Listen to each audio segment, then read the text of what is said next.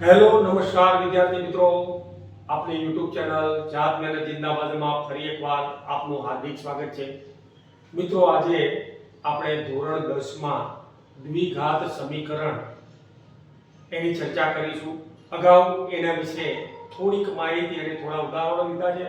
આજે આપણે બીજા ઉદાહરણોની ચર્ચા કરીશું. મિત્રો, વિડિયોને તમારે અંત સુધી જોવાનો છે. એને લાઈક, શેર અને સબસ્ક્રાઇબ કરવાનું ભૂલવાનું નથી. મિત્રો, आओ वीडियो की शुरुआत करिए.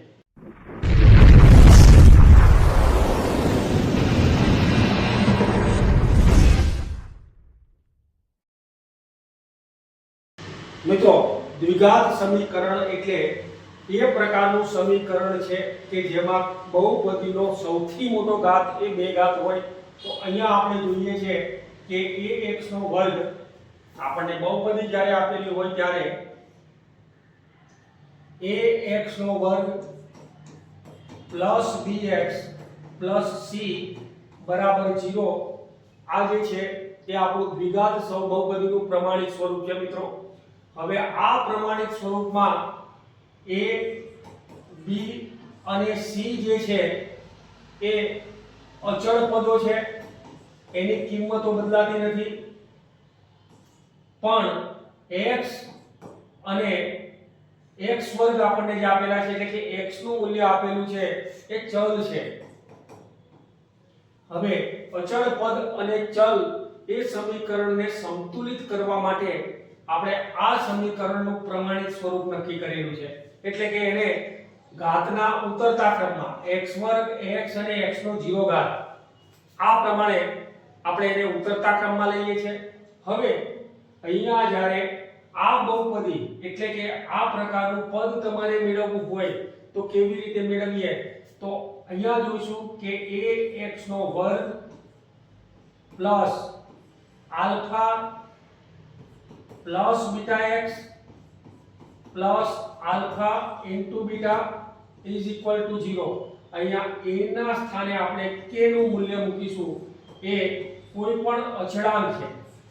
તો આ પ્રકારે આપણને એક બહુપદી મળે છે. એટલે કે મધ્યમ પદ બરાબર બે ઉકેલ બે શૂન્યો જે છે એનો સરવાળો મળે છે અને અંતિમ પદ જે આપેલું છે અંતિમ પદ બરાબર બે પદોનો ગુણાકાર મળે છે. તો મિત્રો અહીંયા બે શૂન્યોનો સરવાળો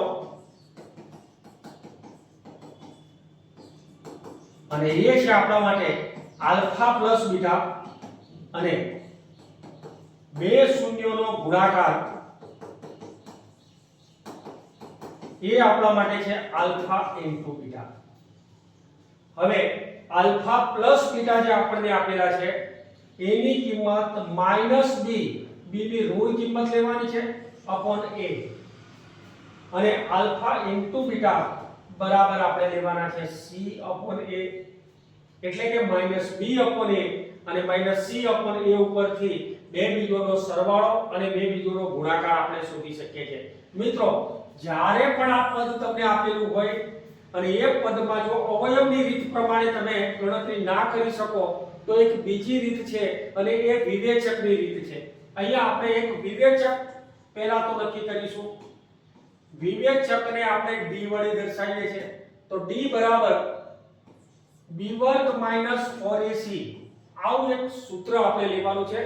d વિવેચક બરાબર b વર્ગ માઈનસ 4ac b નો વર્ગ 4 ની સાથે a અને c નો ગુણાકાર. તો એ અચળ પદોનો ગુણાકાર કરીને આપણે આ રીતે d મેળવીએ છીએ.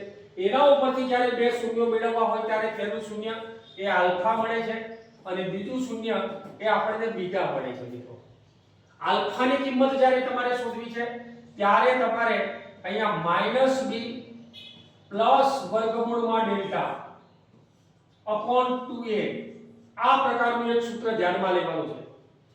માઈનસ b પ્લસ વર્ગમૂળમાં ડેલ્ટા અપોન 2a અને બીટાની જ્યારે કિંમત શોધો ત્યારે માઈનસ b માઈનસ વર્ગમૂળમાં ડેલ્ટા અપોન 2a.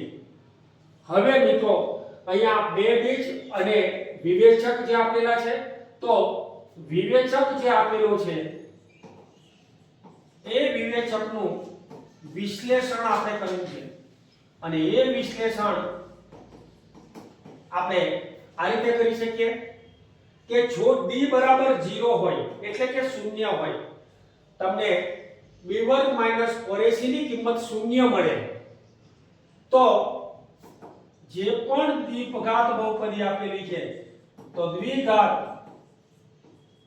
બહુપદીના બીજ એ વાસ્તવિક અને સમાન હોય, આ બાબત આપણે ધ્યાન રાખીશું. b ની કિંમત જો શૂન્ય આપેલી હોય તો દ્વિઘાત બહુપદીના બીજ વાસ્તવિક અને સમાન હોય. હવે અહીંયા બહુપદીના બીજ જે આપણને મળે છે, જે શૂન્યો મળે છે, જે ઉકેલો મળે છે અથવા તો જે જવાબ મળે છે, આ સમીકરણનો જે આપણને જવાબ મળે એ હંમેશા બે જવાબો, બે x ના મૂલ્યો સમાન મળે અને વાસ્તવિક સંખ્યા તો હોય જ, કારણ કે દરેક સંખ્યા એ વાસ્તવિક સંખ્યા છે. જો d બરાબર 0 હોય, 0 કરતા મોટા, એટલે કે d ની કિંમત 0 થી મોટી હોય એટલે ધન હોય, તો ત્યાં તમારે બીજ વાસ્તવિક તો ખરા જ, પણ બંને બીજ અસમાન મળે છે. ઉદાહરણ જોઈશું એટલે તમે સમજી શકશો. આ બે બીજ વાસ્તવિક અને સમાન ક્યારે મળે છે મિત્રો? જ્યારે d નું મૂલ્ય 0 હોય પણ d નું મૂલ્ય ધન હોય તો બીજ વાસ્તવિક અને અસમાન મળે છે. પણ b નું મૂલ્ય એ 0 કરતા નાનું હોય એટલે કે ઋણ હોય તો ત્યાં બીજ અસ્તિત્વમાં નથી. બીજ અસ્તિત્વમાં નથી. તો આ પ્રમાણે જ્યારે બીજ અસ્તિત્વમાં નથી ત્યારે કહી શકીએ આપણે કે જ્યારે d નું મૂલ્ય ઋણ આવે, વિવેચકનું મૂલ્ય ઋણ આવે ત્યારે એના બીજ અસ્તિત્વમાં નથી એવું આપણે કહી શકીએ. તો આ પ્રકારની એક સરળ એવી માહિતી સૌપ્રથમ આપણે મેળવીએ એટલે કોઈ પણ પ્રકારનો દાખલો પૂછાય મિત્રો, કોઈ પણ પ્રકારનો, તો એને તમે સરળતાથી ઉકેલી શકો જો આટલી બાબતો તમને, પાયાની બાબતો, મૂળભૂત બાબતો તમને જો યાદ હોય તો સરળતાથી તમે દાખલાઓ ગણી શકો છો મિત્રો. હવે આપણે જઈશું એના ઉદાહરણો ઉપર. હવે મિત્રો આપણને એક રકમ આપેલી છે કે જહાન અને જીવંતી પાસે કુલ 45 લખોટીઓ હતી. પ્રત્યેક વ્યક્તિ 5-5 લખોટી ખોઈ કાઢે છે અને હવે તેમની પાસે બાકી રહેલી લખોટીઓની સંખ્યાઓનો ગુણાકાર 124 છે. તો તેમની પાસે શરૂઆતમાં કેટલી લખોટીઓ હતી એ કિંમત આપણે શોધવી છે મિત્રો.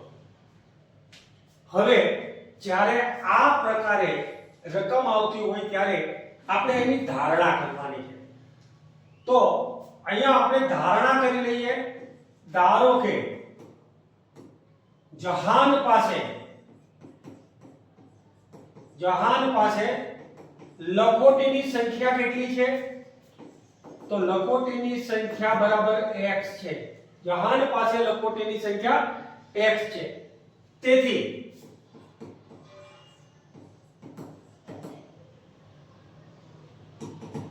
જીવંતી પાસે લખોટીની સંખ્યા આપણે શોધવી છે. હવે મિત્રો શરત 1 માં આપણને શું કીધું છે કે જહાન અને જીવંતી પાસે કુલ 45 લખોટી છે. હવે 45 માંથી જહાનના ભાગની લખોટી બાદ કરી દો, x બાદ કરી દો, તો જીવંતી પાસેની લખોટી તમને મળી જશે. એટલે કે ટોટલ 45 માંથી જહાનના ભાગની લખોટી આપણે બાદ કરી દીધી, 45 - x. હવે વધુમાં શું કીધું છે કે પ્રત્યેક વ્યક્તિ 5-5 લખોટી ખોઈ કાઢે છે. તો 5-5 લખોટી ખોઈ કાઢ્યા પછી બાકી વધતી લખોટીઓનો ગુણાકાર.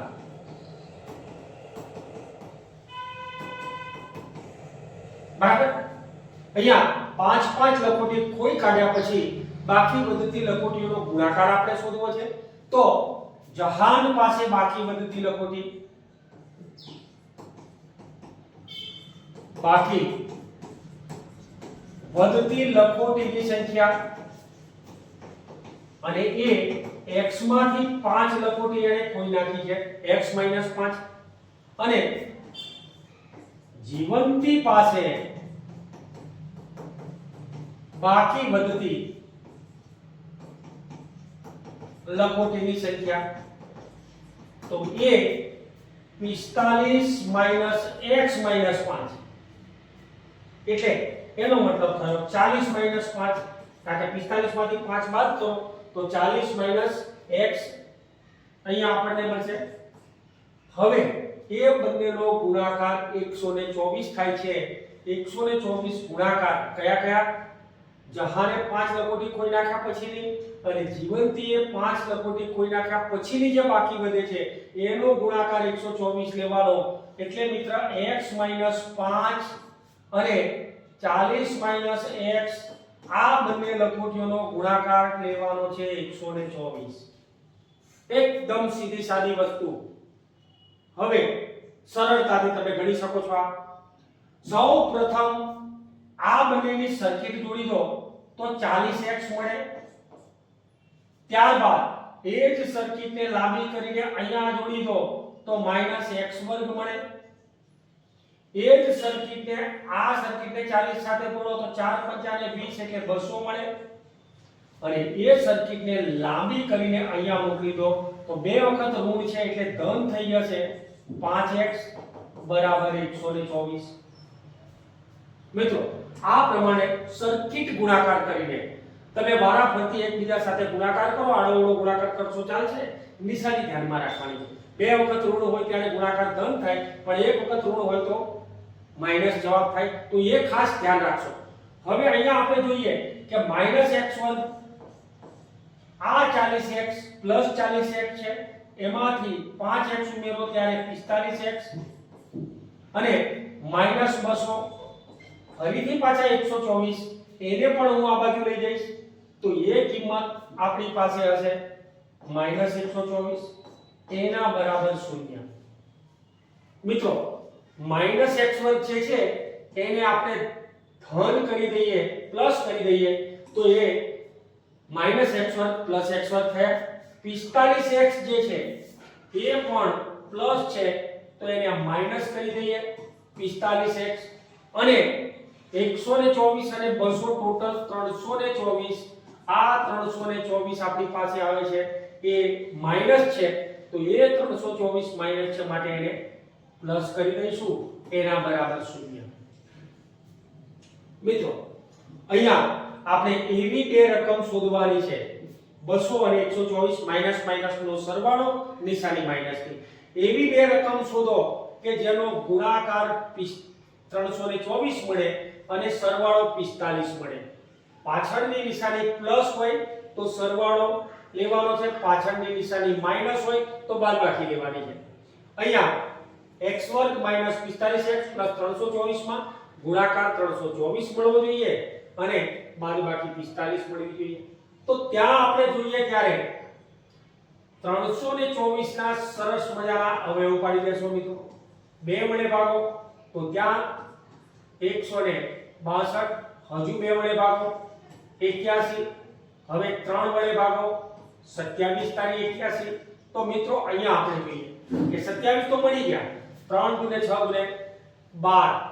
હવે 27 ને 12 45 નથી થતા તો ફરીથી એને 3 વડે ભાગો 9 મળે છે આપણને. તો 9 3 તારી 9 તારા દુને 18 36, 36 ને 9 45, 36 ને 9 45 થાય છે. 36 અને 9 નો ગુણાકાર 324 થાય છે. તો આ પ્રકારે આટલાનો ગુણાકાર જે છે ને મિત્રો 3 તારી 9 દુને 18 36 અને આ જે છે એ તમામનો ગુણાકાર 324 થાય છે. વારાફરતી એકબીજા સાથે ગુણાકાર કરીને આ રીતે રકમ નક્કી કરી કાઢો.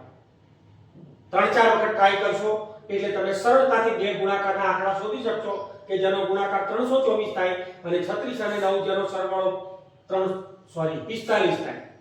હવે જે તમે શોધ્યું છે એ 36x અને 45x એ બંને 9x એ બંનેનું વિભાજન એ કોનું છે? 45x નું છે મિત્રો.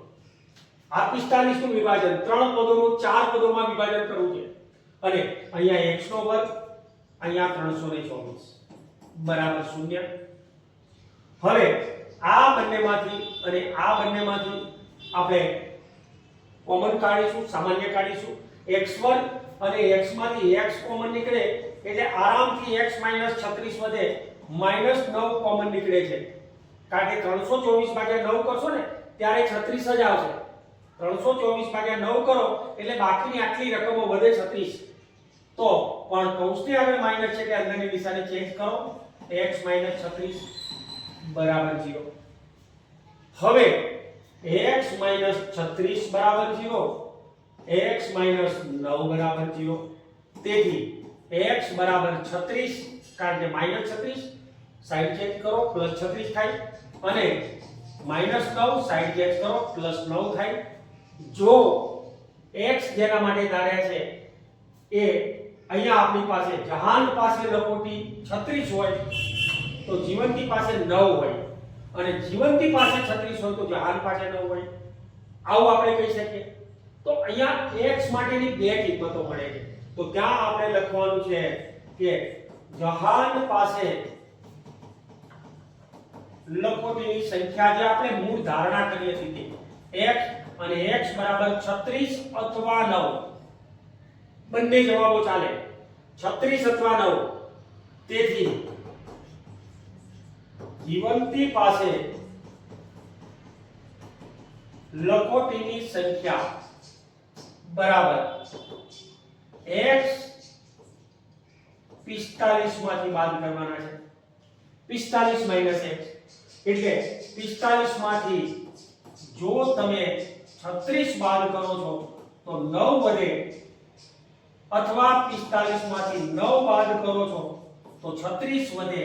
તો આ પ્રકારે અહીંયા બંને માટે બંને જવાબો લખી શકો છો તમે. જો જહાન પાસે, એવું આપણને નથી કીધું કે કોની પાસે વધારે લખોટી હતી, જો આપણને એવું કે જહાન પાસે લખોટી વધારે હતી, આવી એક પૂર્વ શરત છે, તો તમે કહી શકો કે જહાન પાસે 36 જ હોય. પણ બંનેની લખોટીનો સરવાળો આપે છે, કોની પાસે વધારે ઓછી નથી આપી, તો આના આપણે બે જવાબ લઈએ. જો જહાન પાસે 36 હોય તો જીવંતી પાસે 9 હોય, અને જો જીવંતી પાસે 36 હોય તો જહાન પાસે 9 હોય. તો આ પ્રમાણે સરળતાથી આવી રીતે દાખલો તમે ગણી શકો છો મિત્રો. એનો સ્ક્રીનશોટ પાડી લો, અથવા તો સરસ રીતે એને ચાલુમાં જ તમે ઉતારો, વારંવાર ગણો, એટલે એ દાખલો તમારો રકમનો દાખલો જે છે એ ક્લિયર થઈ જાય. મિત્રો, એક કુટીર ઉદ્યોગ એક દિવસમાં કેટલાક રમકડા બનાવે છે? પ્રત્યેક રમકડું બનાવવાનો ખર્ચ રૂપિયામાં 55 માંથી એક દિવસમાં ઉત્પાદિત થતા રમકડાની સંખ્યા બાદ કરીએ એટલો છે. જો કોઈ ચોક્કસ દિવસે કુલ ઉત્પાદન ખર્ચ 750 છે તો ઉત્પાદિત રમકડાની સંખ્યા શોધવાની છે. હવે શોધવું શું છે એ પહેલા તો આપણે નક્કી કરીએ છીએ કે ઉત્પાદિત રમકડાની સંખ્યા શોધવી છે. તો એના માટે ધારણા કરવી પડે. તમે કોઈ પણ અચળ સંખ્યા ધારી શકો છો. અહીંયા આપણે સામાન્ય રીતે x ધારવા માટેનો તમામ x અથવા n ધારી શકો તમે, એવો રિવાજ છે. તો આપણે x ધારી લઈએ. ધારો કે ઉત્પાદિત રમકડાની સંખ્યા બરાબર x. x સંખ્યામાં રમકડા ઉત્પાદિત કર્યા છે, 50, 100, 1000, એ આપણને હજુ નથી આપ્યું, માત્ર x. અહીંયા શું કીધું છે બીજું? રમકડા બનાવવા છે, પ્રત્યેક રમકડું બનાવવાનો ખર્ચ. તો પ્રત્યેક રમકડું બનાવવાનો ખર્ચ, અને એ આપણને રૂપિયામાં મળે દીધો. પણ રૂપિયામાં કેવી રીતે મળે છે? એવું કીધું છે કે 55 માંથી એક દિવસમાં ઉત્પાદિત થતા રમકડાની સંખ્યા બાદ કરતા મળે. 55 માંથી એક દિવસમાં ઉત્પાદિત થતા રમકડાની સંખ્યા બાદ કરીએ એટલા મળે છે. તો 55 માંથી એક દિવસમાં ઉત્પાદિત થતા રમકડાની સંખ્યા x બાદ કરી દો, એ એની ઉત્પાદિત રમકડા બનાવવાની સંખ્યા, પ્રત્યેક રમકડું બનાવીએ એની સંખ્યાનો ખર્ચ છે. એનો ખર્ચ એક સંખ્યા, એકનો એક રમકડાનો ખર્ચ આ છે. હવે એવા કુલ ખર્ચ 750 છે, તો કેટલા રમકડા બનાવ્યા હશે એ આપણે શોધવું છે. તો અહીંયા કુલ ખર્ચ બરાબર રમકડું જે પણ આપેલું છે અને એકમ દીઠ ખર્ચ બરાબર 750 મળવા જોઈએ આપણને. તો રમકડાની સંખ્યા આપણે લઈશું x, એકમ દીઠ ખર્ચ 55 - x બરાબર 750. હવે અહીંયા મિત્રો આ બંનેની સર્કિટ જ જોડી દો 55x, આ બંનેની સર્કિટ જોડી દો -x1 બરાબર 750. હવે આ રકમને આ સાઈડે લઈ જાઓ એટલે તમામે તમામ નિશાની બદલાઈ જશે, કારણ કે x2 ની કિંમત જ્યારે ઋણ આવે ને મિત્રો ત્યારે એને ધન કરવા માટે સાઈડ ચેન્જ કરી નાખો, તો બાકીના તમામને કરી દો. ફક્ત 750 એ બાજુ છે એની નિશાની નથી બદલવી, તો x1 ને બદલે આપણે +x1 લખીશું, 55x ને બદલે -55x લખીશું અને +750 તો એના એ જ છે બરાબર 0. જે પણ રકમને ઉઠાવીને બીજી સાઈડે લઈ જાઓ તો જ એની નિશાની બદલાય છે. આ તો આપણે વર્ષોથી શીખ્યા છીએ કે દિશા બદલોના નિયમ પ્રમાણે જ્યારે આ પ્રકારના સમીકરણને સંતુલિત કરવા માટે આ બાજુથી આ બાજુ જાય કે આ બાજુથી આ બાજુ આવે ત્યારે એની નિશાની બદલાય છે મિત્રો. પોતાની જગ્યાએ હોય ત્યારે નિશાની નથી બદલાતી, ઉઠીને બીજી બાજુ જાય ત્યારે એની નિશાની બદલો. તો અહીંયા ઉઠીને 55x અને x1 સાઈડ ચેન્જ કરીને 750 ની સાથે બેસવા જાય માટે એમને એમની ચેન્જિંગ કરવી પડશે, એમને એમનામાં બદલાવ લાવવો પડશે, કારણ કે એને બેસવું છે કોની જોડે 750 ની જોડે બેસવું છે, બદલાઈને જવું પડશે, સીધે સીધા નહીં જઈ શકે. તો અહીંયા x1 - 55x + 750, અહીંયા મિત્રો નિયમ પ્રમાણે ગુણાકાર 750 અને સરવાળો 50 થવો જોઈએ. તો અહીંયા જોઈએ છે આપણે કે સરળતા માટે 750 તમે થોડી પ્રેક્ટિસ કરશો તો મારી જેમ મૌખિક પણ તમે ગણતરી કરી શકો કે ભાઈ આની ગુણાકાર આ પ્રમાણે આવે. તો અહીંયા 25 તરીકે 75 એ આપણને ખબર હોય તો 25 અને 30 નો સરવાળો 55 અને 25 અને 30 નો ગુણાકાર કરો તો 750 થાય જ મિત્રો. પણ તમારે કોઈ પણ આળસ કર્યા સિવાય આ રીતે અવયવની રીત પાડવાની છે, અને એ અવયવની રીતમાં 2 વડે જ્યારે તમે ભાગો ત્યારે 3 દુને 6, 7 દુને 14, 375. હવે એને 3 વડે ભાગો 125. હવે એને 5 વડે ભાગો તો 25 25 હવે જુઓ 5 તરીકે 15, 15 દુને 30, આટલાનો ગુણાકાર 30 છે મિત્રો અને આ 25 છે, તો 30 અને 25 એનો સરવાળો 55 થઈ જાય. 30 અને 25 નો ગુણાકાર કરશો ત્યારે 750 બની જશે. તો અહીંયા જોઈશું ત્યારે x2 - 30x અને -25x. અહીંયા ખાસ યાદ રાખજો, મોટી રકમને આગળ લખવા માટેનો એક આગ્રહ રાખજો મિત્રો, જેનાથી તમને નિશાની અથવા સંકેતોમાં ભૂલ નહીં પડે. -30x અને -25x નું વિભાજન કરું, 3 પદોનું 4 પદોમાં વિભાજન. હવે 750 લખવાને બદલે તમે એવું લખો કે 25 × 30, તો તમારા માટે કામકાજ એકદમ સરળ થાય. પણ એવું ડાયરેક્ટ બધામાં નથી લખવું, જ્યારે x1 નો સહગુણક આંકડો હોય ત્યારે નહીં લખી શકીએ, ત્યારે કોમન કાઢેલી રકમ કંઈક જુદી આવે. અહીંયા 750 છે તો 30 અને 25 નો ગુણાકાર કરી દઈશું, એના બરાબર 0.